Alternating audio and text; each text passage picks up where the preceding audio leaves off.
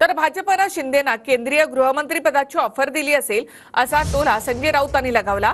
शिंदेना भविष्यात पंतप्रधान करण्याचं आश्वासन देखील दिलं असेल असं राऊत म्हणाले। कुणाला पंतप्रधान मुख्यमंत्री बनवायचं हा आमचा विषय, त्यांच्याकडे रडत बसण्यापेक्षा दुसरं काही काम नाही असा पलटवार यावर संजय शिरसाट यांनी केलाय। शिंदे मुख्यमंत्री राहिले मागच्या 2.5 वर्ष। आता चर्चा सुरू आहे की देवेंद्र फडणवीस मुख्यमंत्री झाले त्यांच्याकडे उपमुख्यमंत्री पद, पण त्यांनी उपमुख्यमंत्री याला नकार दिले नाही। त्यांना कदाचित केंद्रामध्ये गृहमंत्री पदाची ऑफर केली असेल, त्या बदल्यात भविष्यात प्रधानमंत्री करतो असंही सांगितलं असेल।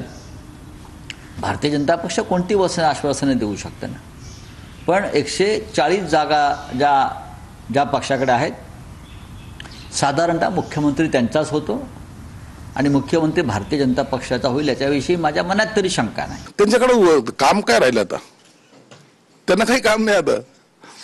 कोणाला पंतप्रधान बनवावं, कोणाला मुख्यमंत्री बनवावं, आता हा आमचा विषय।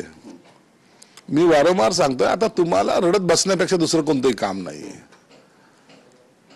कसं झालं, क्या से क्या हो गया, हे सगळे जे काही डायलॉग आहेत ना, आता ते सगळं पाठ करत असतील, परंतु म्हणतात ना, करावं तसं भरावं, हे आता यांचे नशीब आलेलं आहे।